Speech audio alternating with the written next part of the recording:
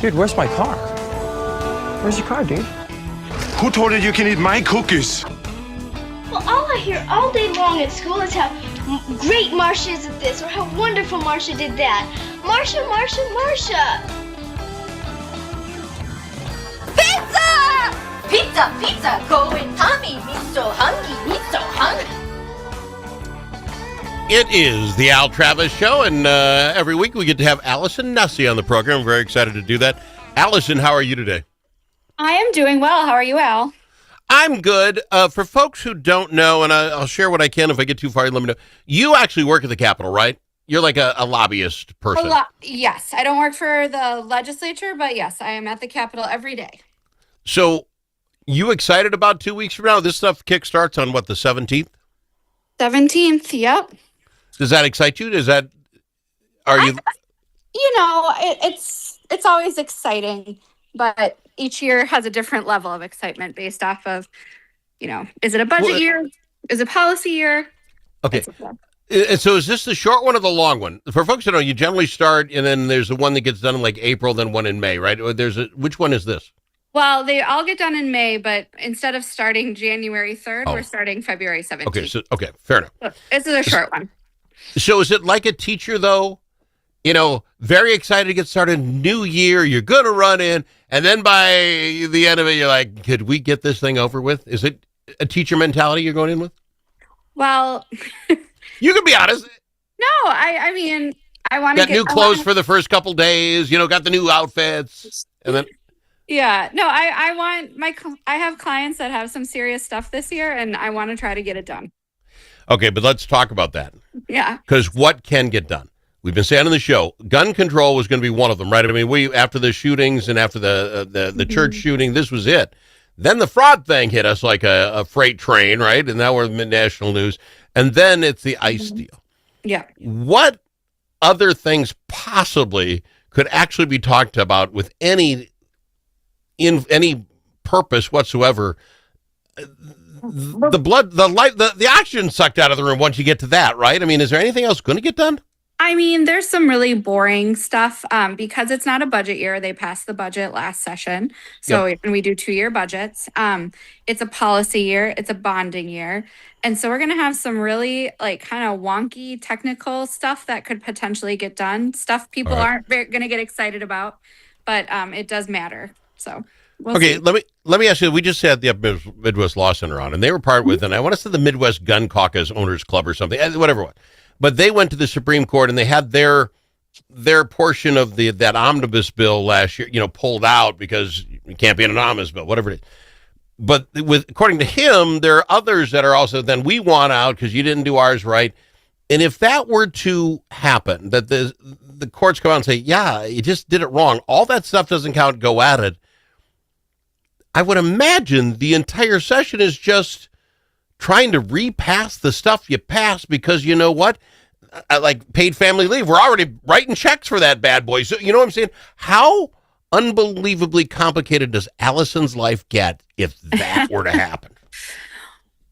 Allison's life would get a lot more complicated in 2027. I got to tell you, with the tie, that's the thing. Yeah. Everything in that bill that you're talking about that the court ruled on, that was all passed in 2024 under the DFL trifecta. So they didn't need any GOP votes. That's not the case this session. So I don't see a lot of resolution happening in the next 3 months if that were the case. Okay. No, the amount of stuff we could talk about here would be off the charts. I'd be okay with it. But let me ask you this. From your side of the fence, as I sit here, Al, conservative knucklehead, I would like very much every bill to come up as a single, this is what we're talking about bill. Mm-hmm. And my reason for it is kind of like where we're at here. And Alysen, every human that wants a job, wants your vote, everyone gets voted on this year. Mm-hmm. So in my opinion, you tell me if I'm wrong, all of these people are going to have to vote on some pretty big things, the guns and the ICE and the fraud. They're going to smash this thing together in such weird ways that everyone's going to be able to vote, whatever they got to vote, yes or nay, whatever, how this is worded, and say, well, I did it, but all sides are going to have this run and cover thing where I don't think we get anything done that's substantial. Does that make sense the way I'm saying that? I'd rather it wasn't this way. I agree. I also wish we did single bills. We used to. That used to be the case. But I will tell you, people's willingness to stick their necks out there or vote across party lines has just gone away. Evaporated. Yeah. A lot of it is because of the heat that they take back home. So it's really unfortunate, actually, and we all play a part in it. It's not just the legislature. Well, no, but they're the ones who have to play that game, right? I can't vote for this because it's a good bill and it would help Minnesotans out, but someone on my far left or my far right is going to then tell me I'm the wrong guy, so now I got to get out. That's the problem with this year, and for me, the amount of, I suppose, no, this year is extra. You would tell me this is an extra year, right? The stuff we're talking about is extra heated, extra hot, extra important. Absolutely. And yet we're at the same, if this is happening a year from now or a year before when not everyone was running for election, we, I think, would see different votes. Absolutely. Every year is different. Yep.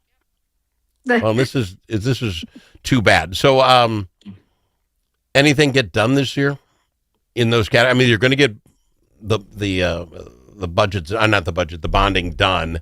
I hope so. That's probably the only thing that I could really see happening. Maybe some... Yeah. Look, there's a lot of federal cuts and changes in Medicaid and human services. Also, the Department of Human Services is under great scrutiny. So there's just a lot in that regard in healthcare and housing. But other than that, I don't have high hopes. It's sad. We seem like we need more now than ever, and that we'll probably get less than ever. And you're shaking your head as radio. Yes. Both sides are looking at this the same way. It's got to fix. That's almost, and again, I hope this thing with the Supreme Court happens. It'll make your life a living heck, don't get me wrong. But if they get down, you have to do single bills. We'll at least know where everyone sits. You can't hide. Then we can all make our decisions. Vote, don't vote, have somebody else, and just get through this somehow. Anyway, That's my soapbox time.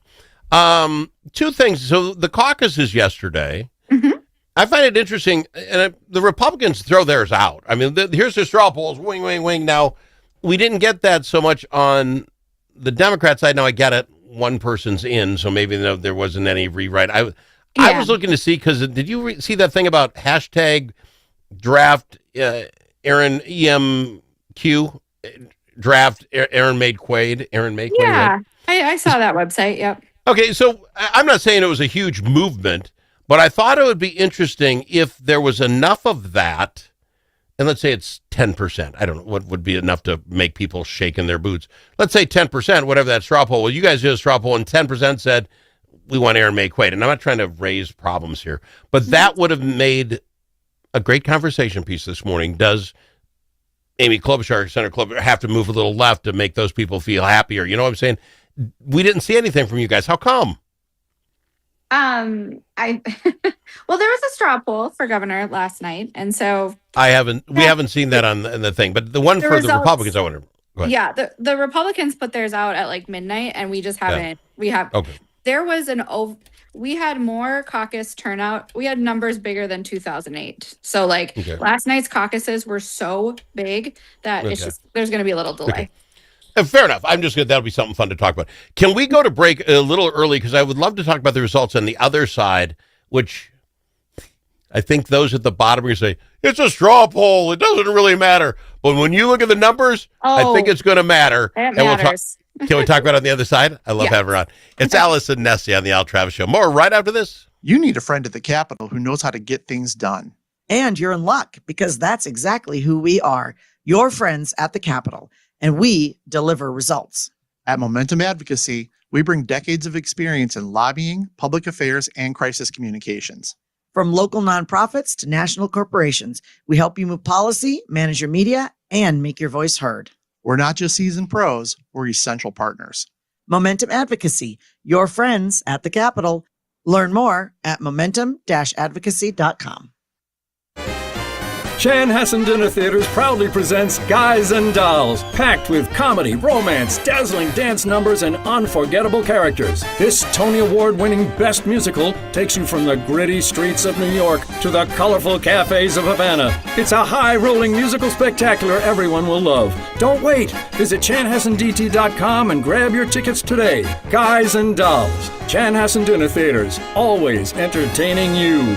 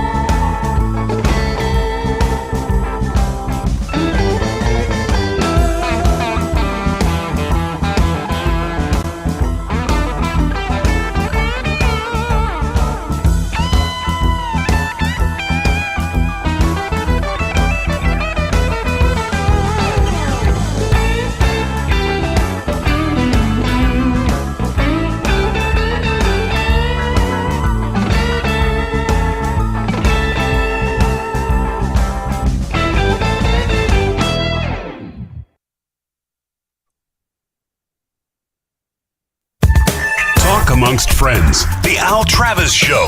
Nothing but talk. Love having her on. She's Alysen Nesse on the Al Travis Show. Let's talk the Republican side of things, because there was a straw poll taken, which, for folks that don't know, so you go to the caucus, in my oh so humble opinion, you're more into the process than the average duck, right? If you're going to go spend some time on a Tuesday night, get you started on going to the BPO meetings and all the rest, you're a little bit more in the game than your average duck. That being said, am I wrong there? You're shaking your head. Is right. I'm right. No, you're right. Yeah. Yep.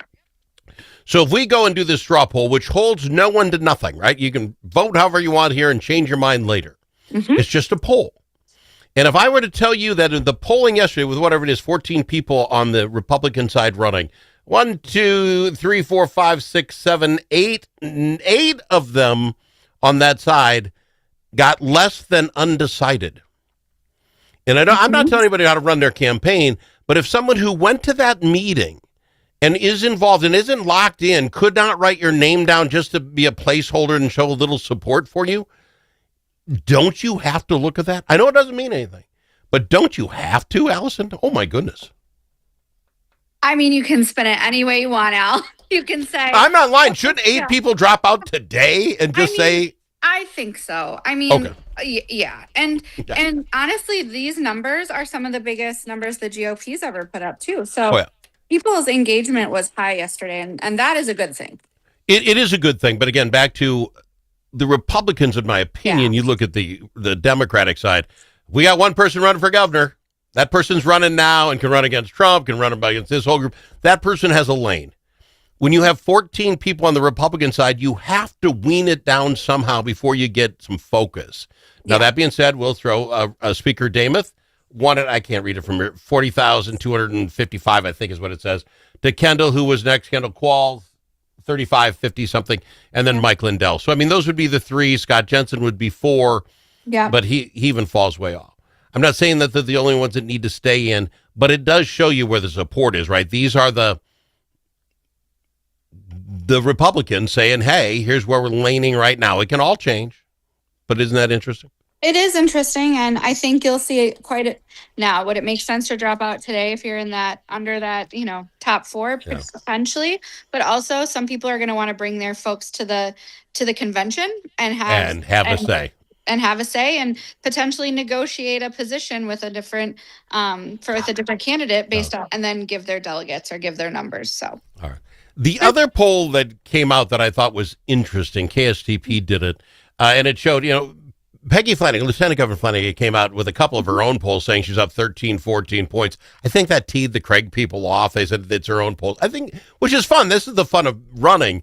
KSTP does a poll, and Representative Craig has 20%, Flanagan has 19, which shows, 1% and something like this doesn't probably mean a whole lot of anything. But it did get Tina Smith, Senator Smith, to come out and put her weight behind Flanagan when she said she wouldn't support anybody. She's going to let it play out. What changes someone's mind like that, Alysen? Or why even say that original statement that you won't, if maybe you will because you want that card? The internet's here. We're going to remember you said it.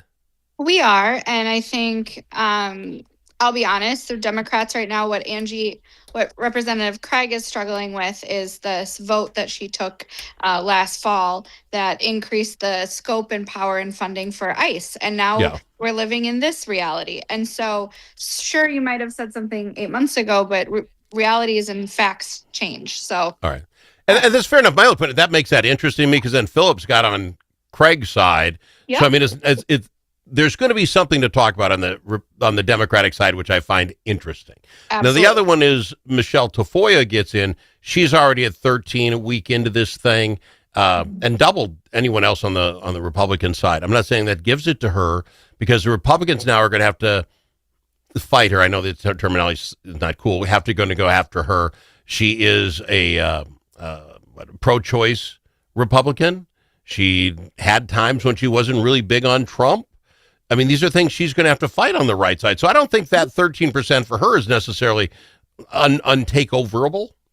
There's a word I just made up. Yeah. So that will also be quite interesting. And now let's play this game. If it's Flanagan again against Tafoya, that's about as opposite as you're going to get. But wouldn't a Flanagan and Craig race be a crap load of fun?